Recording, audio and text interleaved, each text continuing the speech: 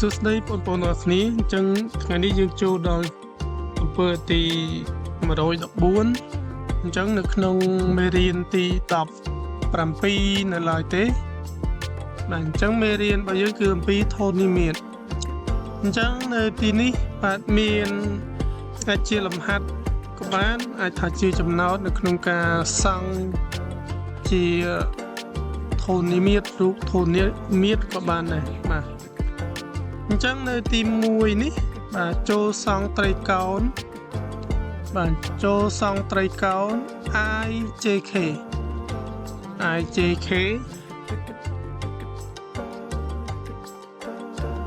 ទសង់ត្រីកោណ IJK ដោយជ្រុង IJ ស្មើនឹង5សង់ទីម៉ែត្រហើយមុំ IJ ស្មើនឹង30ដឺក្រេហើយមុំបាទហើយនឹងមុំបាទហើយនឹងមុំរបស់នេះ IJK ស្មើនឹង110ដឺក្រេបាទអញ្ចឹងនេះគឺជាបាទអាចជាចំណុចបញ្ហាមួយនៅក្នុងការដោះស្រាយដោយសង់បាទត្រីកោណបាទអញ្ចឹងយើងសង់រូបត្រីកោណ IJK ដោយស្គាល់ជ្រុងបាទអញ្ចឹងជ្រុងនៅទីនេះសូមបញ្យល់បន្តិចបាទជ្រុងនៅទីនេះ IJ គឺ5សង់ទីម៉ែត្រអញ្ចឹង5សង់ទីម៉ែត្រនេះគឺគេគិតមុំបាទ5សង់ទីម៉ែត្រគិតមុំ30ដឺក្រេបាទ30ដឺក្រេអញ្ចឹងមុំមួយទៀតបាទនឹងមុំ IJK បាទ IJK ស្មើនឹង110ណា110ហើយគិតជាដឺក្រេអញ្ចឹង110នេះគឺ110ដឺក្រេអញ្ចឹងនេះគឺជារូប Raptor ដែលបងប្អូនអាចមើលហើយកំណត់អំពីការសង់មុំបាទអញ្ចឹងខ្ញុំសូមបង្ហាញរូបតែម្ដងបាទអញ្ចឹងរូបនេះបាទបើយើងវាស់ទៅគឺមុំនេះពីមុំនេះមកគឺស្មើនឹង30ដឺក្រេបាទ30ដឺក្រេអញ្ចឹងបើសិនជាយើងរាប់នេះយើងរាប់ពីនេះទៅវិញយើងត្រូវរាប់បាទឲ្យដល់30បាទនេះ30គឺនៅចំណុចនេះភាសាគូនឹងកុំព្យូទ័រយើងមិនអាចគូឲ្យបានត្រង់ស្មើដូចនៅលើបន្ទិតបានទេអញ្ចឹងសង្ឃឹមថាបងប្អូនទាំងអស់គ្នាអាចគូនៅលើបន្ទាត់ត្រឹមត្រូវស្រិតបាទអញ្ចឹងនេះ30បាទអញ្ចឹង30ដឺក្រេគឺនៅទីនេះអញ្ចឹងមុំនេះណាចំណុចនេះហើយដែលយើងអាចនិយាយថាគឺស្មើនឹង30ដឺក្រេអញ្ចឹងមុំអីគេមុំ IJK បាទមុំ IJK នេះមុំទាំងមូលទាំង3គឺស្មើនឹងបាទស្មើនឹង110ដឺក្រេអញ្ចឹង110ដឺក្រេបើសិនជាក្នុងករណីយើងយក Raptor នេះមកវើបាទយើងរាប់មកពីនេះវិញក៏បានបាទ10 20 30 40 50 60 70 80 90 110បាទ110នៅត្រង់នេះអញ្ចឹងអានេះគឺអាស្រ័យទៅលើយើងអ្នកសង់ទៅបើយើងសង់បែរមុខតាណាក៏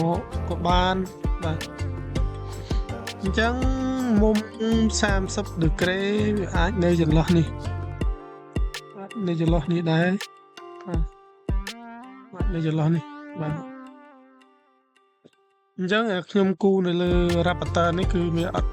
ស្អាតអត់ល្អទេហើយសង្ឃឹមថាបងប្អូននឹងយល់ហើយអញ្ចឹង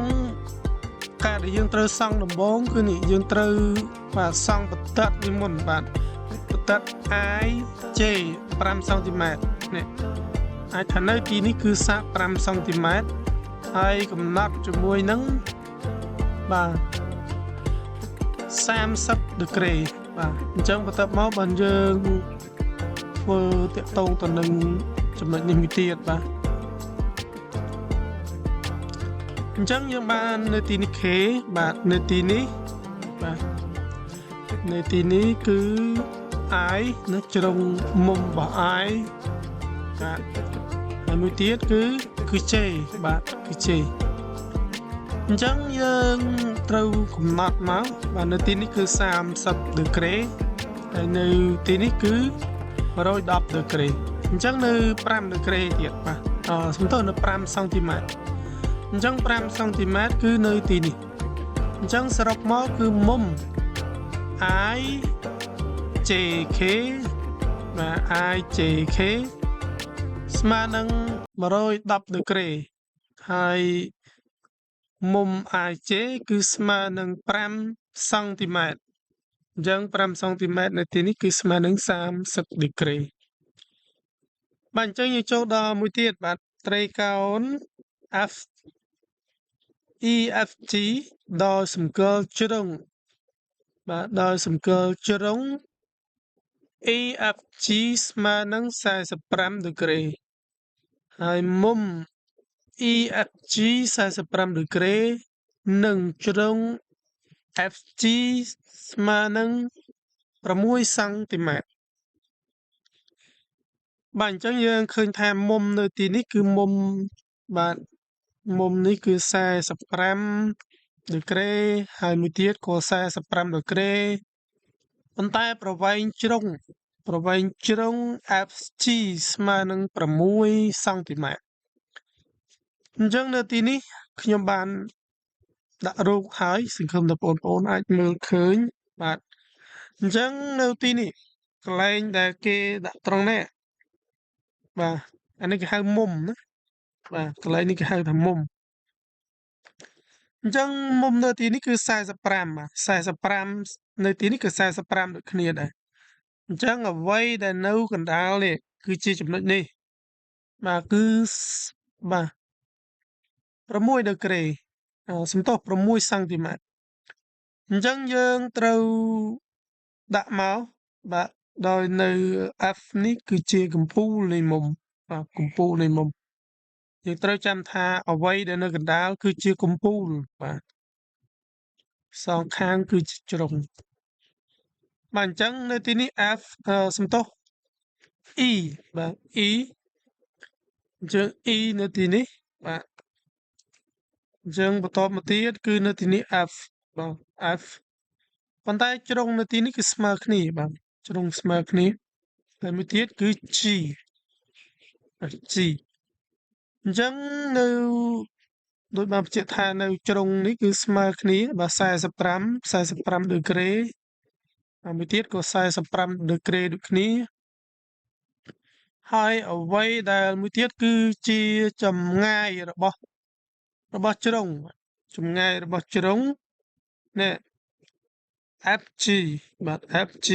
ណាពីទីនេះរហូតមកទល់នឹងទីនេះអញ្ចឹងគឺស្មើនឹង6 cm អញ្ចឹងយើងអាចធ្វើការគូររូបនេះមកហើយការដែលគូររូបបងប្អូនត្រូវចាំបាច់បំផុតនៅក្នុងការប្រើប្រាស់ Raptor ពីព្រោះបើសិនបើបងប្អូនគ្មាន Raptor ប្រើទេយើងចេះតែសង់ក៏ពុំអាចទទួលបានលទ្ធផលល្អដែរអញ្ចឹងបើសិនជាយើងសង់ដោយពុំមាន Raptor នៅពេលដែលយកទៅជូនគ្រូកាយពេលនោះ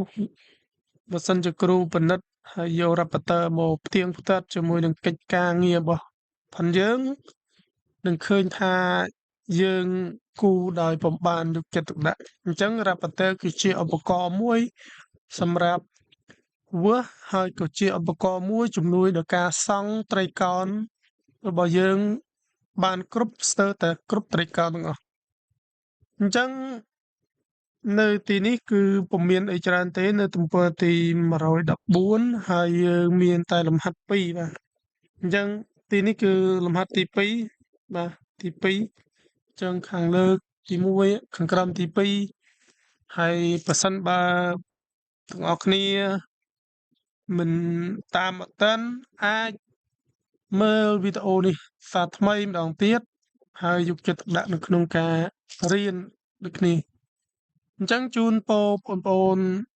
ទទួលបានលទ្ធផលល្អនៅក្នុងការសិក្សាហើយសុខភាពល្អបាទអញ្ចឹងគឺចុងក្រោយគឺសូមអរគុណ